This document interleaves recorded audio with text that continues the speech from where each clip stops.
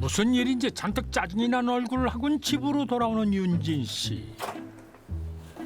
진짜 짜증나. 어머니 때문에 오늘 하루 종일 고생만 했잖아요. 아니 왜? 그렇게 비 올 거라고 우산 챙기라고 그래서 챙겼더니 햇볕만 쨍쨍하네요. 우산 들고 다니기 얼마나 번거로운지 아세요? 아이고 그래 미안하다 야. 아이고 진짜. 아우 나는 그냥 오늘 아침부터 허리가 그만 아프고 무릎팍이 꽉 쑤시고 그래가지고 아 비 올 줄 알았지. 그놈이 아프단 소리 좀 그만하고 병원이나 좀 가세요. 아 네가 좀 데려다 주지 그러냐? 제가 왜요? 제가 얼마나 바쁜지 아세요? 밥이나 좀 차려주세요. 아무리 그래도 그렇지 시어머니에게 이래도 되는 겁니까? 윤진 씨 정말 너무하는데요. 며칠 뒤 어르신! 윤진 씨가 한 노인을 찾아왔습니다. 어르신! 어르신 저 왔어요. 왔어? 저쪽에 빨래 할 것도 좀 있고 설거지도 좀 쌓였네. 네, 얼른 할게요. 쉬고 계세요. 독거노인 봉사활동이라도 온 걸까요? 살갑게 굴며 설거지에 빨래까지 노인의 집안일을 해주는 윤진 씨인데요. 시어머니 복실 씨에게 하던 것과는 아주 이거 딴판입니다. 잠시 후 노인의 건강까지 챙기는 윤진 씨. 어르신, 어디 아프신 데 없으세요? 병원 가야죠. 병원? 아픈 데 없다니까. 아이, 그러지 말고 잘 생각해 보세요. 아니 그쪽 얼굴만 보면 어째 그냥 싹 다 나서 버려. 한사코 아픈 곳이 없다는 노인이 무언가를 뚫어지게 바라봅니다. 그러자 윤진 씨가 가방에서 지갑을 꺼내더니 노인에게 돈을 주는데요. 사실은 이도 시리고 허리도 그냥 잘라듯이 아프고 이 무릎 관절도 왜 또 아려. 그러세요? 얼른 옷 입으세요. 병원 가게. 제가 옷 갖고 올게요. 대체 윤진 씨는 왜 돈까지 줘가며 노인을 병원에 데려가려는 걸까요? 잠시 후 진료를 마치고 나오는 두 사람. 그런데 아까 드렸잖아요. 제가 병원비도 다 계산했는데. 그건 그거고. 알았어요. 5만 원 더 드릴게요. 그리고 다음 달에 올 때는 소고기도 좀 사와. 나 배가 김치 좀 나게. 소고기요? 응. 어르신, 저 얼마 안 남아요. 싫음 말고. 알았어요. 사갈게. 그 수고. 대체 이 노인이 누구길래 윤진 씨가 이렇게까지 쩔쩔매는 걸까요? 시어머니에겐 못되게 굴면서 다른 노인에겐 친절할 수밖에 없었던 한 여자의 기막힌 이야기가 시작됩니다.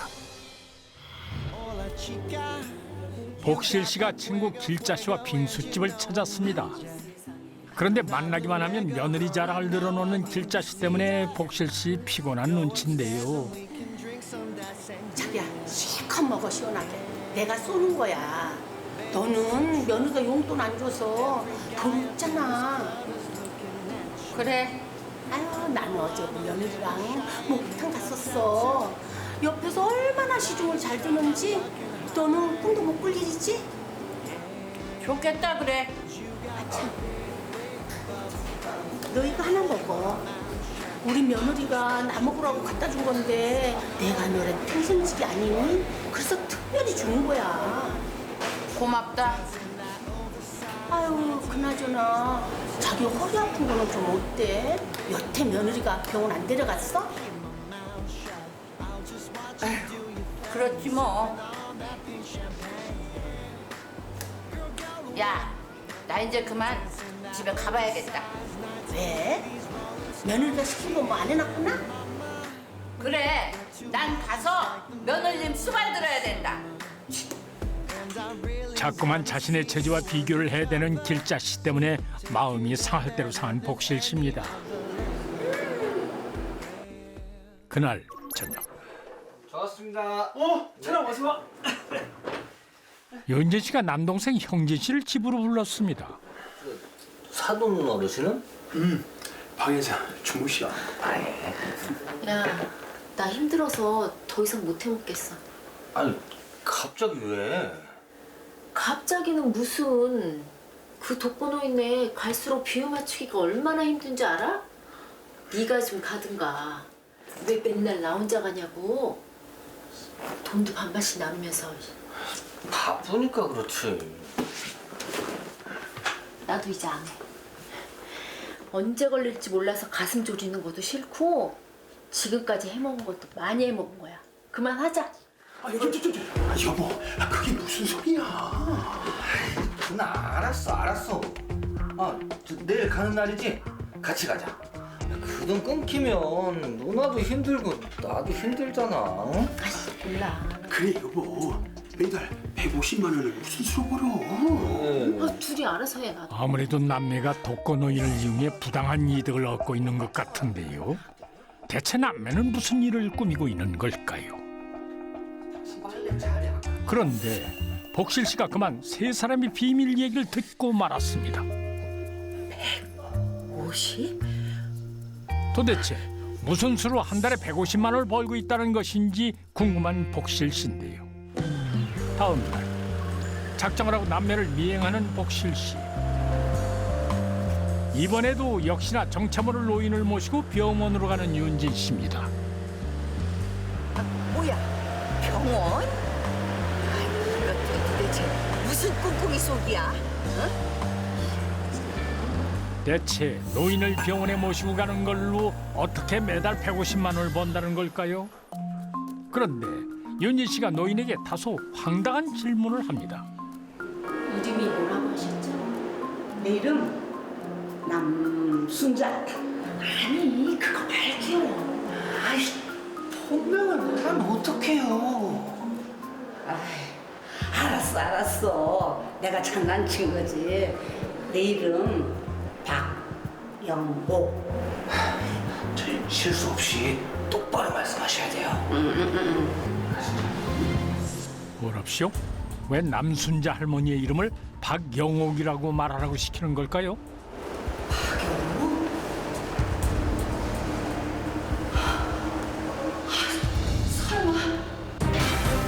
대체 박영옥이 누구길래 복실 씨가 이토록 놀라는 걸까요? 얼마 뒤 친구 길자 씨와 값비싼 한우 식당에서 식사를 하고 있는 복실 씨. 무슨 일인지 평소와 달리 무척이나 여유롭고 신이 난 모습입니다.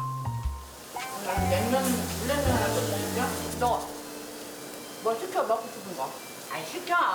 아유 여기들도 많이 있는데 왜 이래? 그럼 싸갈래? 니네 며느리는 이렇게 비싼 한우는 안 사주잖아. 뭐? 됐거든? 너 로또라도 맞았냐? 로또? 그래, 로또라고 할 수 있지. 야, 친구야, 많이 먹어라. 이거 한우 맛있다, 야. 갑자기 달라진 복실 씨의 모습이 의아하기만 한 길자 씨인데요. 많이 먹어. 잠시 후 윤진 씨가 식당을 찾아왔습니다. 어머니. 안녕하세요. 그래, 왔니? 부르셨어요? 자, 계산서.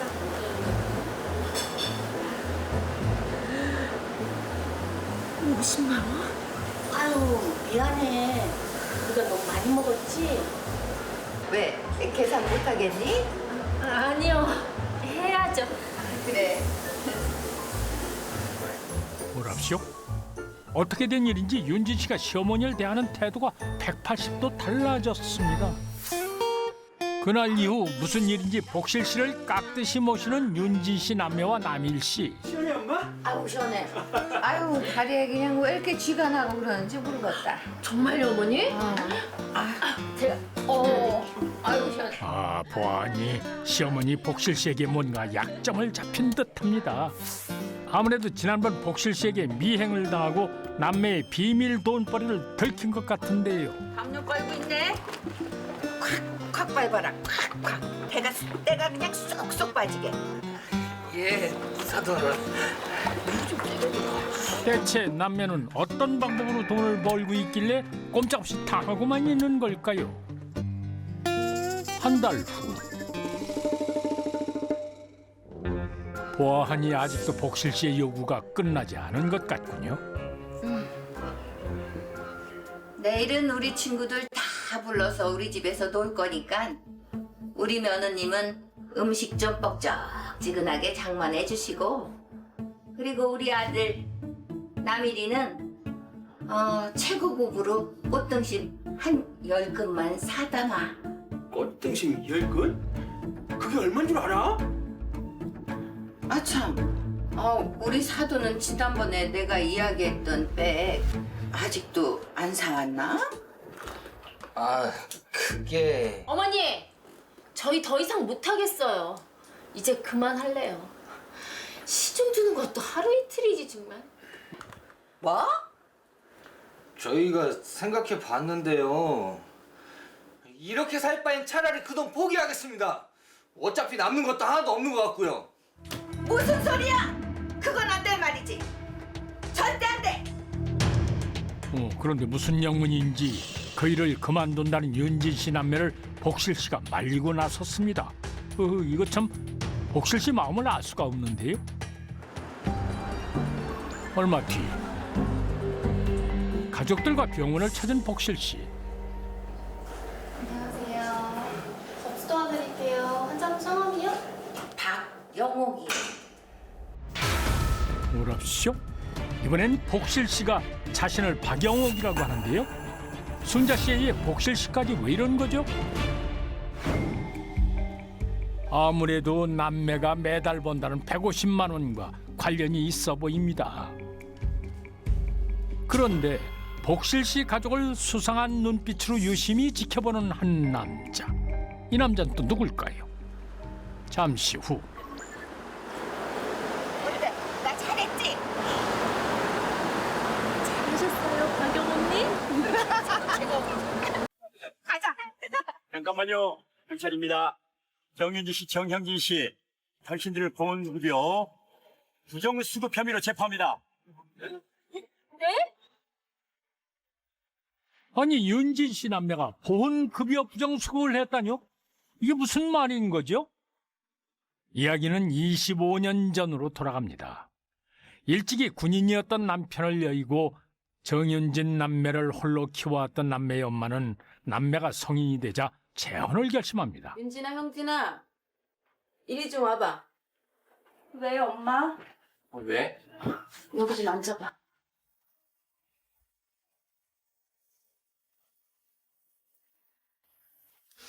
지금부터 엄마가 하는 말 잘 들어. 이제 엄마 박영옥이란 이름 말고 강숙희란 이름으로 살 거야. 그게 무슨 말이야? 너희 아빠 보험급여 계속 타야잖아. 재혼하면 그거 못 한대. 박영옥은 바로 남매의 어머니 이름이었는데요. 박영옥은 재혼 후에도 보훈급여를 계속 타기 위해 불법으로 이중호적을 만들었습니다. 그 이유는 바로 남매들 때문이었죠.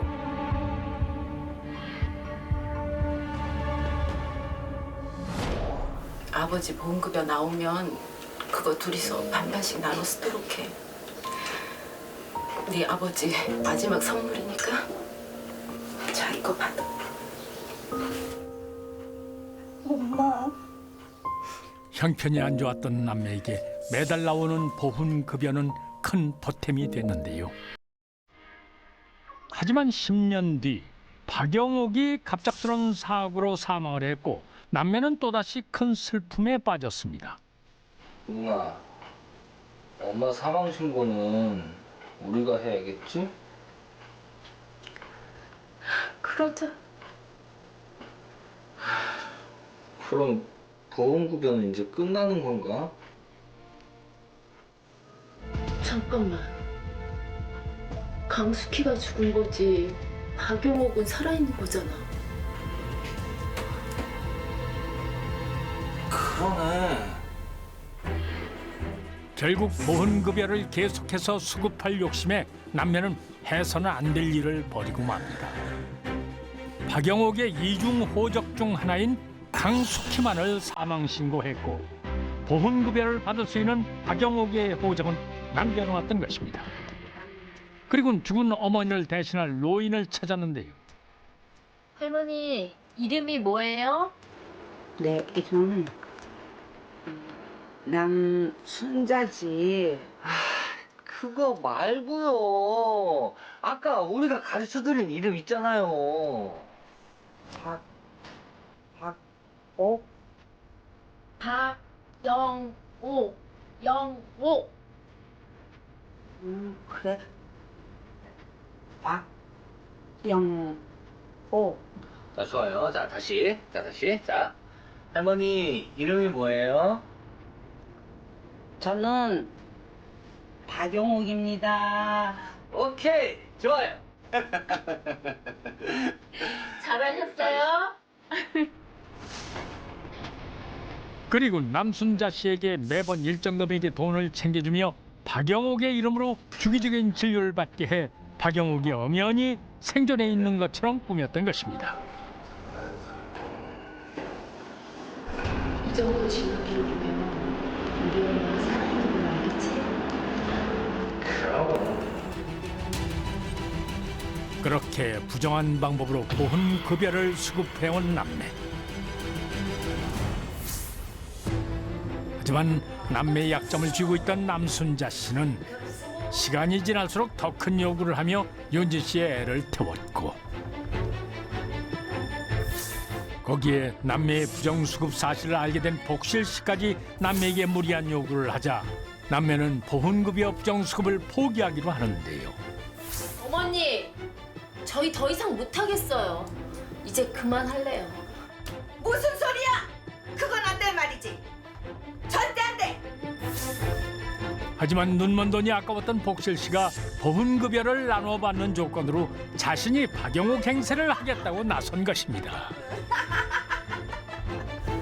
아버지의 보훈급여 수급을 포기하기 싫었던 이들은 어머니 씨의 새로 만든 호적에 사망 신고를 하고 기존 호적에는 사망 신고를 하지 않는 방법으로 15년 동안 국가유공자 유족에게 지급되는 보훈급여를 부정수급해 왔던 것입니다.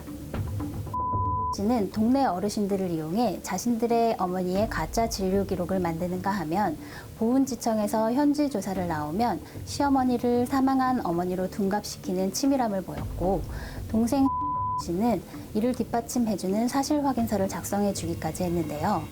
하지만 이들의 이런 불법 행위는 예상치 못한 곳에서 꼬리를 잡히고 맙니다. 최근 들어 달라진 복실 씨와 며느리의 사이가 의아스러웠던 길자 씨. 야, 근데 너네 며느리가 웬일이냐? 시어머니가 본다고 와서 닭값 쓰려고? 시어머니가 말하면 당연히 들어야지.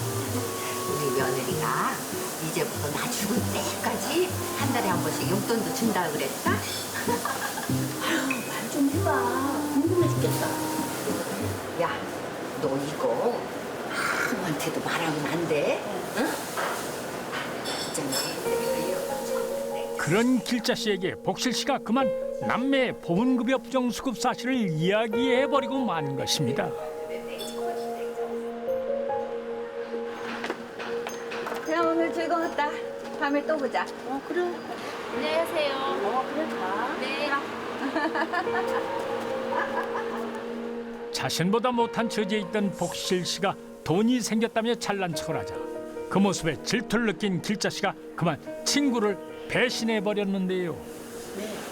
여보세요? 공청이죠? 여기 저 아는 사람 중에 죽은 사람을 산 사람으로 속여서 계속 보험급여를 탐는 사람이 있는데요. 어디로 신고하면 되죠? 네? 신고자도 포상금을 받는다고요? 남매의 보훈급여 부정수급은 지방의 한 보훈지청이 제보를 받고 보훈급여 수급자의 생사 여부를 확인하기 위해 경찰에 자세한 조사를 의뢰하면서 수면 위로 드러났는데요. 경찰은 15년 2개월 동안 보훈급여 1억 7천만 원을 챙긴 혐의로 씨를 구속하고 동생 씨도 같은 혐의로 불구속 입건하였습니다. 자, 일단 타시죠. 이게 무슨 죄가 되나요? 우리 아버지 나라 지키다가 젊은 나이에 돌아가셨어요. 그 뒤로 우리가 얼마나 힘들게 자란 줄 아세요? 우리 아버지 목숨값 자식인 우리가 받겠다는데. 조용히 가시죠. 부정수급 받으신 돈은 전액 환수될 겁니다. 네? 아니 뭐라고요? 아 이런 법 여기 있어요? 아니 그래도 이건 너무하잖아요. 자, 타세요. 15년간 이어진 남매의 연극은 결국 전액 환수 조치를 받으며 막을 내리고 말았습니다. 그간 어머니의 사망을 숨기고 부정수급받은 돈으로 남매는 과연 행복하기만 했을까요? 돈에 눈이 멀어 양심을 저버리는 일은 없어야겠습니다.